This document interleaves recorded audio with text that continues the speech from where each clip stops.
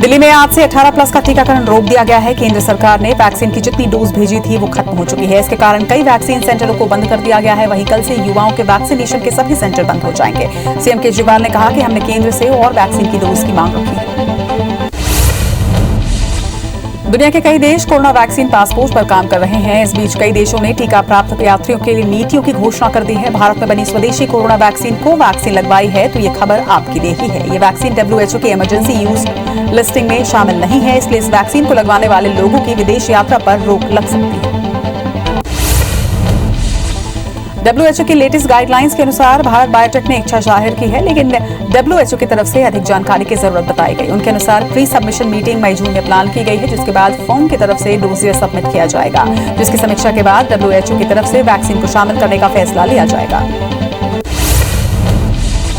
JP Nadda ने corona और किसान मुद्दे पर विपक्ष पर राजनीति करने का आरोप लगाया। बीजेपी के राष्ट्रीय अध्यक्ष जगत प्रकाश नड्डा ने कोरोना से निपटने के लिए और किसानों के कल्याण के लिए मोदी सरकार की सराहना की। वहीं इन्हीं मुद्दों पर विपक्षी पार्टियों पर राजनीति करने का आरोप भी लगाया। नड्डा ने कहा कि मोदी सरकार किसानों के हित के लिए लगातार काम कर रही है। टूल किट विवाद को लेकर केंद्र सरकार ने ट्विटर से कहा है कि इस मामले की जांच एजेंसी कर रही है और जब तक इसकी जांच पूरी नहीं हो जाती तब तक आप अपना फैसला नहीं सुना सकते। ट्विटर ने संबित पात्रा के ट्वीट पर मैनिपुलेटेड मीडिया का टैग लगा दिया था। ये ट्वीट कांग्रेस की टूल किट को लेकर किए गए थे। छत्तीसगढ़ में टूल किट मामले में सियासत लगातार जारी है। FIR के विरोध में आज बीजेपी ने जेल भरो आंदोलन का आयोजन किया। विधायक विकास उपाध्याय ने कहा कि पीएम की घटती लोकप्रियता के कारण बीजेपी ने टूल किट बनाई है।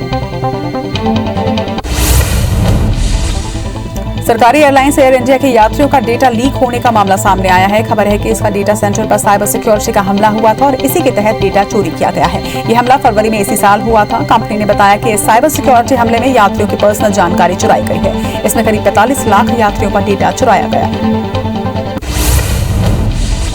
वैक्सीन की डोज के बीच के अंतराल को बढ़ाना फायदेमंद है। इसे अब वैज्ञानिकों द्वारा भी प्रमाणित किया गया है। दूसरी डोज लेने में देरी न केवल खुराक को व्यापक रूप से शरीर में वितरित करने की इजाजत देती है, बल्कि ये प्रतिरक्षा प्रणाली को बढ़ाती भी है। शोध में पता चला है कि दूसरी वैक्सीन देर से लगवाने पर वायरस से लड़ने वाले एंटीबॉडीज का स्तर 200 से 300% अधिक होता है। केंद्रीय रसायन और उर्वरक मंत्री सदानंद गौड़ा ने ब्लैक फंगस की दवाई के बारे में जानकारी दी। सभी राज्यों और केंद्र शासित प्रदेशों को एम्फोटेरिसिन B के कुल 23,680 अतिरिक्त शीशियां अलॉट की गई हैं। वहीं वायल्स का आवंटन कुल मरीजों की संख्या के आधार पर किया गया, जो कि देश में लगभग 8,848 है। ये एंटी फंगल दवा ब्लैक फंगस के मरीजों को इंजेक्शन के रूप में लगाई जाती है। केंद्र ने म्यूकोरमाइकोसिस के प्रसार को चिंता का कारण बताते हुए सभी राज्यों और केंद्र शासित प्रदेशों को सलाह दी है कि वे फंगस संक्रमण को रोकने में उपचार और स्वच्छता की समीक्षा करें। केंद्रीय स्वास्थ्य सचिव राजेश भूषण ने सभी राज्यों के मुख्य सचिवों को पत्र लिखकर आग्रह किया कि वो कोविड-19 अस्पतालों में संक्रमण नियंत्रण और रोकथाम सुनिश्चित करें।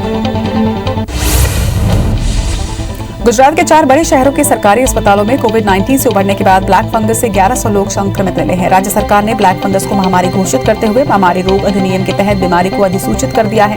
इससे अस्पतालों को इस घातक फंगस संक्रमण के संदिग्ध और पुष्ट मामलों के बारे में सरकार को सूचित करना होगा। पन्ना में भी ब्लैक फंगस ने दस्तक दे दी है। जिले के किशोरगंज मोहल्ला के रहने वाले एक युवक में ब्लैक फंगस की पुष्टि होने के बाद उसे मेडिकल कॉलेज में भर्ती करवाया गया, जहां से मरीज ने एक वीडियो जारी कर सरकार से इलाज के लिए मदद मांगी है। इसके साथ ही अपने गंभीर हालात के बारे में जानकारी भी दी। कोरोना संक्रमण की तीसरी लहर को लेकर राष्ट्रीय बाल अधिकार संरक्षण आयोग ने केंद्र को चेतावनी दी है। कहा कि तीसरी लहर का असर बच्चों पर अधिक हो सकता है। ऐसे में बच्चों के लिए स्वास्थ्य इंफ्रास्ट्रक्चर को बढ़ाना चाहिए। जाहिर है कि कर्नाटक में अब तक 40,000 बच्चे संक्रमित हो चुके हैं। दिल्ली में कोरोना संक्रमण से हालात सुधर रहे हैं। 2 महीने बाद अब डिस्चार्ज मरीजों की संख्या बढ़ने लगी है। 14 मई से अस्पतालों में भर्ती होने वाले मरीजों की तुलना में अस्पताल से छुट्टी पाने वाले मरीजों की संख्या ज्यादा मिली है। दिल्ली में 60,288 मरीज स्वस्थ हुए हैं। वहीं 24 घंटे में 3,000 नए केस के साथ 252 मरीजों की मौत भी दर्ज की गई। बिहार के दरभंगा स्थित चिकित्सा महाविद्यालय अस्पताल में मरीजों का हाल बुरा है। दरअसल यहां पानी भरने से अव्यवस्था के साथ गंदगी भी पसर गई है, जिसकी वजह से मरीज और उनके परिजनों को कई दिक्कतों का सामना करना पड़ रहा है। अधीक्षक मणिभूषण शर्मा ने बताया कि DMCH का कैंपस बिना बाउंड्री वॉल और नीचे होने की वजह से यहाँ पानी भरा होता है। इसके साथ ही बिल्डिंग भी काफी पुरानी हो चुकी है। केंद्र सरकार ने सभी सोशल मीडिया कंपनियों को कोरोना वायरस के इंडियन वेरिएंट शब्द के इस्तेमाल वाले कंटेंट को हटाने के लिए कहा है। केंद्रीय सूचना और प्रौद्योगिकी मंत्रालय ने सोशल मीडिया को भेजे एक पत्र में लिखा कि इससे कोविड-19 से जुड़ी गलत सूचनाओं के प्रसार को रोका जा सकेगा। वहीं सरकार ने वायरस के लिए इंडियन वेरिएंट शब्द इस्तेमाल पर आपत्ति जताई है। भारत में कल कोरोना वायरस की जांच के लिए 20,66,285 सैंपल टेस्ट किए गए। इसमें अब तक कुल 32 करोड़ 64 लाख से ज्यादा टेस्ट सैंपल लिए जा चुके हैं। भारतीय चिकित्सा अनुसंधान परिषद ने यह जानकारी साझा की है। हालांकि देश में इन दिनों कोरोना के मामलों में लगातार गिरावट दर्ज की जा रही है। भारत में मई अंत तक रूस की कोविड-19 वैक्सीन स्पुतनिक वी की 30 लाख डोज पहुंचने की उम्मीद है। वहीं जून तक 50 लाख डोज की सप्लाई हो जाएगी। रूस में भारत के राजदूत बी बाला वेंकटेश ने कहा कि अगस्त से भारत में स्पुतनिक वी का उत्पादन शुरू होने की उम्मीद है। स्पुतनिक वी वैक्सीन को हैदराबाद की कंपनी डॉक्टर रेड्डीज लेबोरेटरी तैयार कर रही है। दिल्ली में नए मामले भले ही घटने लगे हों, लेकिन लगातार हो रही मौतें यहां डराने वाली हैं। दिल्ली में कोरोना से डेथ रेट कम होने का नाम नहीं ले रहा। वहीं दिल्ली में 100 डॉक्टर्स और हेल्थ वर्कर की अब तक मौत हो चुकी है। लेकिन राहत की बात यह है कि ठीक होने वालों की तादाद नए मामलों से कहीं ज्यादा है। बीते 24 घंटे में 60,288 लोग कोरोना से स्वस्थ हुए हैं। दिल्ली की ओखला सब्जी मंडी में आने वाले लोगों का कोरोना टेस्ट किया जा रहा है। मंडी में रैपिड एंटीजन टेस्ट के लिए कैंप लगवाया गया है। मंडी में पहुंच रहे लोगों की सामाजिक दूरी बनाने, मास्क पहनने और टेस्ट कराने के लिए भी आग्रह किया जा रहा है।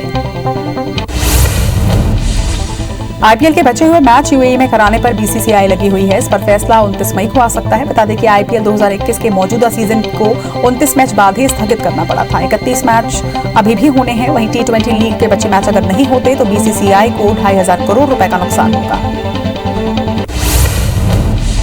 संयुक्त किसान मोर्चा ने प्रधानमंत्री मोदी को पत्र लिखकर किसानों से बातचीत फिर से शुरू करने की मांग की है। मोर्चे ने किसान नेताओं से दोबारा बातचीत के साथ मामले में दखल देने की भी मांग रखी है। किसान मोर्चा ने चेतावनी भी दी कि वे 26 मई से अपना विरोध और तेज करेंगे, क्योंकि ये उनकी और उनके आने वाली पीढ़ियों के लिए जीने मरने का मामला है। सुप्रीम कोर्ट ने इलाहाबाद हाईकोर्ट में कहा कि हाईकोर्ट ऐसे आदेश देने से बचे जिन्हें पूरा करना असंभव हो। सुप्रीम कोर्ट ने शुक्रवार को इलाहाबाद हाईकोर्ट के उस आदेश पर रोक लगा दी जिसमें उसने प्रशासन को युद्ध स्तर पर स्वास्थ्य सुविधाएं बढ़ाने के लिए कहा था। भारतीय तटरक्षक बल ने कहा कि 22 मई के करीब उत्तरी अंडमान सागर और बंगाल की खाड़ी में कम दबाव का क्षेत्र बनने की संभावना है। मौसम विभाग ने यास तूफान के मद्देनजर चेतावनी भी प्रसारित करनी शुरू कर दी है। बंगाल की खाड़ी में गए मछुआरों और नाविकों को तट पर लौटने के लिए कहा गया है। अगले 72 घंटे में तूफान के और मजबूत होने की संभावना है। चक्रवाती तूफान ताउते ने मुंबई के समंदर में तबाही मचाई थी। बार्ज P305 जहाज तूफान की चपेट में आने से पानी में डूब गया। नौसेना ने अब तक 60 लोगों के शव बरामद कर लिए हैं। जो लोग अब भी लापता हैं, उनके लिए सर्च एंड रेस्क्यू अभियान जारी रखा गया है। तूफान ताउते के आने के बाद बार्ज पर मौजूद लोगों ने समंदर में कूदकर अपनी जान बचाने की कोशिश की थी। नेपाल में सियासी उठापटक के बीच राष्ट्रपति विद्या देवी भंडारी ने संसद भंग करते हुए मध्यावधि चुनाव का ऐलान कर दिया है। नेपाल में अब 12 से 19 नवंबर के बीच चुनाव की घोषणा की गई है। वहीं राष्ट्रपति ने शेर बहादुर देउबा और केपी शर्मा ओली दोनों के सरकार बनाने के दावे को खारिज कर दिया। सीएम शिवराज ने मध्य प्रदेश को लॉकडाउन से मुक्त करने के इरादे के साथ व्यवस्था तेज करने की बात कही। उन्होंने कहा कि तीसरी लहर को किसी भी हाल में नहीं फैलने देंगे। वहीं 1 जून से अनलॉक का काम धीरे धीरे शुरू करने की भी बात कही गई। शिवराज ने कहा कि मजबूत इरादों से हारेगा कोरोना और जीतेंगे हम। कोरोना नियंत्रण पर सीएम शिवराज ने बैठक की। सीएम शिवराज की बैठक में जिलों के प्रभारी मंत्री, अधिकारी, संभागायुक्त, आईजी, एसपी और कलेक्टर उपस्थित रहे। सीएम ने लगातार टेस्टिंग बढ़ाने के निर्देश दिए हैं। वहीं कोरोना गाइडलाइन के पालन पर सख्ती के लिए अधिकारियों को निर्देश भी दिए गए। पूर्व मुख्यमंत्री कमलनाथ ने उज्जैन में कोरोना गाइडलाइन के चलते महाकाल मंदिर के बाहर शिखर दर्शन कर पूजा की। कमलनाथ ने महाकाल से कोरोना से मुक्ति की कामना भी की। वहीं कमलनाथ कांग्रेस प्रवक्ता नूरी खान के घर पहुंचे। उन्होंने कहा कि नूरी खान ने जनता की आवाज उठाई। उनके साथ पूर्व सांसद प्रेमचंद गुड्डू, पूर्व मंत्री सज्जन वर्मा सहित अन्य नेता भी मौजूद रहे। उज्जैन में महाकाल मंदिर में शिखर दर्शन के बाद कमलनाथ ने सरकार पर हमला बोला। कमलनाथ ने कहा कि बीजेपी के राज में कोविड माफिया फल फूल रहा है। ऐसे ही माफिया से पूरे विश्व में भारत का नाम बदनाम हो रहा है। उन्होंने कांग्रेस कार्यकर्ताओं को सताने का आरोप भी लगाया। अंतर्राष्ट्रीय जैव विविधता दिवस पर सीएम भूपेश बघेल ने वर्चुअल बैठक की। सीएम भूपेश ने बेलौदी वेंटिलेटेड कॉम्प्लेक्स पर आधारित लघु वृत्त चित्र मेहमान परिंदे का लोकार्पण किया। मुख्यमंत्री निवास से ही इस कार्यक्रम में संचालन किया गया। वहीं सीएम भूपेश ने जैव विविधता दिवस के कार्यक्रम में संस्थाओं और व्यक्तियों का सम्मान भी किया।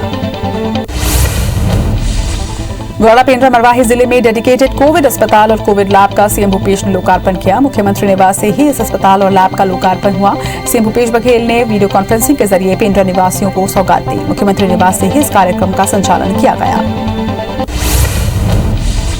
कोरोना संक्रमण की रोकथाम को लेकर विदेशी संस्थान भी मदद के लिए आगे आ रहे हैं। अमेरिका फाउंडेशन संस्था के सदस्यों ने मध्य प्रदेश के स्वास्थ्य मंत्री डॉक्टर प्रभुराम चौधरी से मुलाकात की। स्वास्थ्य मंत्री चौधरी ने बताया कि अमेरिका फाउंडेशन संस्था प्रदेश में 2 स्थानों पर 2 बड़े प्लांट लगाएगी।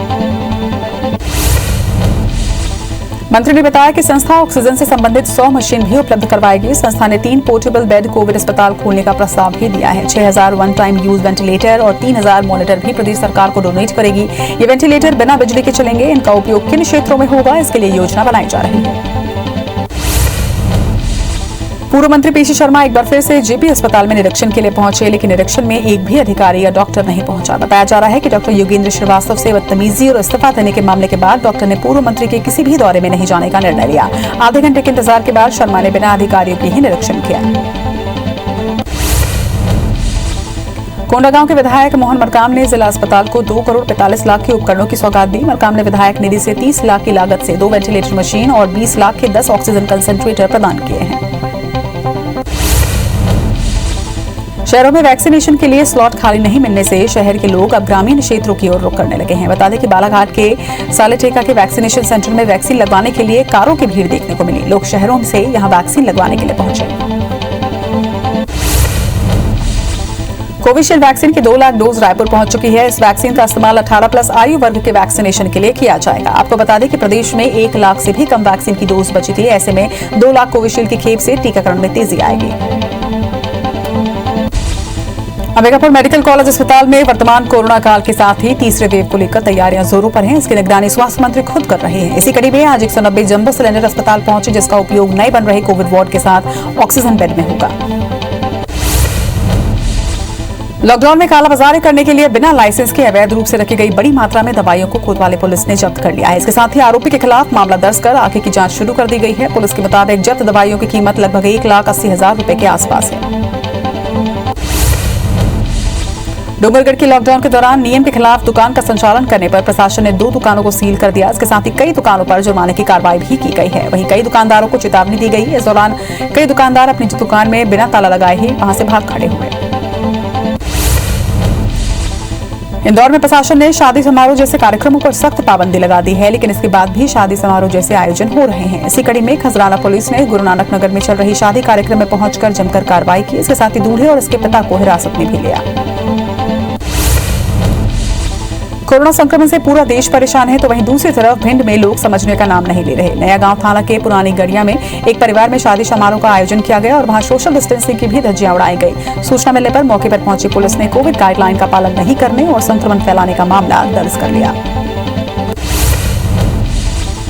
कोरोना का कहर अब शहर से ज्यादा गांव भी देखने को मिल रहा है। इसी बीच देसी जुगाड़ तकनीक से हरदा में 36 ग्राम पंचायतों और 8 थानों में भाप केंद्र स्थापित किया गया, जहां ग्रामीण आसानी से भाप ले पा रहे हैं। वहीं ग्राम पंचायतों में चूल्हे पर कुकर रखकर उससे निकलने वाली भाप का इस्तेमाल भी किया जा रहा है।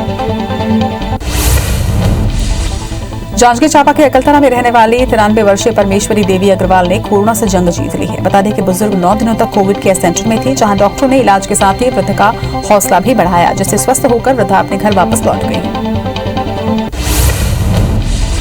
सरगुजा में 80 साल की बुजुर्ग महिला ने कोरोना को शिकस्त दी है, जिनके डिस्चार्ज होते समय डॉक्टरों ने ताली बजाकर उनका उत्साहवर्धन किया। इसके साथ ही वीडियो बनाकर सोशल मीडिया में पोस्ट भी किया, जो जमकर वायरल हो रहा है। बतौली खंड चिकित्सा अधिकारी ने बताया कि 80 वर्षीय फुलबसिया बाई ने कोरोना से जंग जीती है। राष्ट्रीय शालेय क्रीड़ा प्रतियोगिता में पदक विजेता खिलाड़ियों को 22 मई को पहली बार वर्चुअल पुरस्कृत किया गया। स्कूल शिक्षा मंत्री प्रेम साय ने खिलाड़ियों को सम्मानित किया। 2018-19 और 19-20 में पदक विजेता 1547 खिलाड़ियों को 2,38,000 रुपए से सम्मानित किया गया है। मध्य प्रदेश हाईकोर्ट की ग्वालियर बेंच ने महंगी दवाओं के मामले में गंभीर चिंता जाहिर की है। जेनेरिक दवाएं नहीं लिखने पर ग्वालियर हाईकोर्ट ने नाराजगी जताते हुए सरकार से पूछा कि डॉक्टर्स जेनेरिक दवाएं क्यों नहीं लिख रहे। हाईकोर्ट ने 7 जून को भारत सरकार और राज्य शासन के ड्रग कंट्रोलर को तलब किया है। बलरामपुर के जोकापाट में युवक की हत्या कर शव को उसी के खेत में दफन करने के मामले में पुलिस ने 3 आरोपियों को गिरफ्तार कर लिया है। शंकरगढ़ पुलिस के मुताबिक जमीन विवाद के चलते मृतक के 2 भाइयों और पिता ने ही उसकी हत्या की थी। पूछताछ में आरोपियों ने अपना जुर्म कबूल कर लिया है।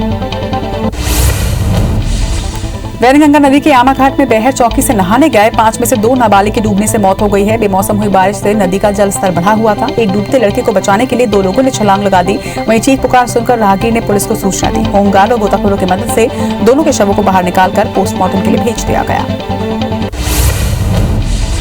बैकुंठपुर में जनकपुर थाना क्षेत्र में नायब तहसीलदार के वाहन पर हमला हुआ। रात में सड़क पर पत्थर रखकर गाड़ी को रोका गया। वहीं हमले में नायब तहसीलदार गंभीर रूप से घायल हुए हैं। इसके साथ ही 2 आरक्षकों को भी चोटें आई हैं। गटई गांव में बिना अनुमति के शादी की सूचना पर समझाने के बाद वापसी में अज्ञात लोगों ने तहसीलदार पर यह हमला किया।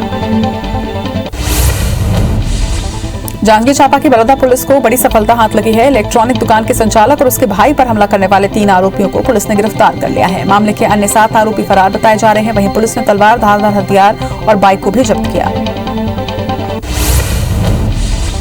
जांजगीर चांपा के जरवे गांव में तेज रफ्तार कार ने सड़क किनारे पैदल जा रही मां बेटी को कुचल दिया। हादसे में बेटी की मौके पर ही मौत हो गई, जबकि उसकी मां की हालत गंभीर बताई जा रही है, जिसे चांपा के अस्पताल में भर्ती करवाया गया है। इधर घटना की सूचना मिलते ही ग्रामीणों ने 1 घंटे तक चक्का जाम किया।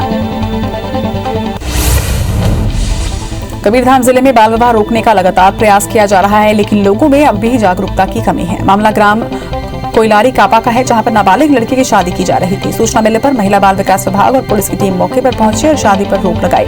नाबालिग के परिजनों पर पुलिस ने मामला भी दर्ज कर लिया है। मुरैना में रेत तस्कर बेखौफ हो चुके हैं। कार्रवाई करने के लिए गई वन विभाग की टीम पर माफियाओं ने ट्रैक्टर चढ़ाने की कोशिश की। एसडीओ श्रद्धा पांडे पर रेत माफिया से तीसरी बार हमला झेलना पड़ा है।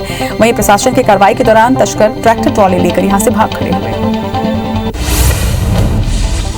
सरगुजा के सीतापुर में एक युवती के साथ शादी का झांसा देकर दुष्कर्म का मामला सामने आया है। वहीं पीड़िता की शिकायत के बाद पुलिस ने आरोपी को गिरफ्तार कर लिया। पीड़िता के मुताबिक विनीत टोप्पो नाम के युवक ने शादी का झांसा देकर उसके साथ कई बार दुष्कर्म किया और किसी और से शादी कर ली। महू में जासूसी के केस में 2 युवतियों को हिरासत में लिया गया है। युवतियां सोशल मीडिया के जरिए पाकिस्तान के युवकों से बात कर रही थी। उनके पास से इलेक्ट्रॉनिक गैजेट्स भी जब्त किए गए हैं। पाकिस्तानी युवक से सोशल मीडिया पर बातचीत का डेटा अब रिकवर किया जा रहा है। फिलहाल युवतियों को नजरबंद कर लगातार पूछताछ की जा रही है। राष्ट्रीय एजेंसियां भी इस जांच में जुटी हैं। इंदौर के सांवेर में सत्यमित्र केमिकल फैक्ट्री में गैस लीकेज से हड़कंप मच गया। गैस लीकेज से 4 मजदूरों की आंखों की रोशनी चली गई है। वहीं मरीजों का अरबिंदो हॉस्पिटल में इलाज जारी है। गैस लीकेज की जांच में पुलिस जुट चुकी है। मुरैना के हरिहरपुरा गांव के तालाब में अचानक हजारों मछलियां मर गई हैं, जिसके पीछे के कारणों का अब तक पता नहीं चल पाया है, जो जांच के बाद ही स्पष्ट हो पाएगा। वहीं अभी तक तालाब में मरी मछलियों को कोई भी हटाने के लिए नहीं पहुंचा है, जिसकी वजह से मछलियों की तेज दुर्गंध से यहाँ के ग्रामीण परेशान हैं। धमतरी में 2 दिन पहले हुए तेंदुए के हमले के बाद तेंदुए को पकड़ लिया गया है। वन विभाग की टीम ने पिंजरा लगाकर रेस्क्यू ऑपरेशन कर तेंदुए को पकड़ा। वहीं 2 दिन पहले तेंदुए के हमले में 8 साल के बच्चे की मौत हो गई थी। मरवाही रेंज में भालू प्रभावित दरमोहली गांव में एक भालू का बच्चा कुएं में गिर गया, जिसकी सूचना ग्रामीणों ने वन विभाग को दी। मौके पर पहुंचकर वन विभाग की टीम ने भालू के बच्चे को सुरक्षित निकाला। इससे पहले भी गांव में भालू को कई बार देखा गया। दुनिया भर में कोरोना केस 16 करोड़ 64 लाख को पार कर चुका है। वहीं अब तक 34,56,000 मरीजों की मौत हो चुकी है। दुनिया भर में 14 करोड़ 72 लाख कोरोना मरीज ठीक हो चुके हैं। हालांकि दुनिया में 1 करोड़ 57 लाख एक्टिव मरीजों का इलाज जारी है। संक्रमण के मामले में भारत दुनिया में अमेरिका के बाद दूसरे स्थान पर है। भारत में एक दिन में कोरोना के 2,54,000 मरीज सामने आए हैं, तो वहीं कुल आंकड़ा 2 करोड़ 62 लाख के पार पहुंच चुका है। 4,142 नई मौत से मौत का कुल आंकड़ा 2,95,000 पर पहुंच चुका है। वहीं संक्रमण के मामले में भारत दुनिया में दूसरे नंबर पर पहुंच चुका है। हालांकि देश में 24 घंटे में लगभग 3,52,000 मरीज स्वस्थ भी हुए हैं। महाराष्ट्र में 29,644 नए मामलों से कुल आंकड़ा यहां पर 55,27,000 को पार कर चुका है। वहीं राज्य में 1,263 मौत के साथ अब तक 86,618 मरीजों की मौत हो चुकी है। एक्टिव मरीजों का आंकड़ा 3,67,000 के पार हो चुका है। वहीं राज्य में 44,000 से ज्यादा मरीज स्वस्थ भी हुए हैं। पुणे में 4,060 और मुंबई में 1,415 नए केस सामने आए हैं।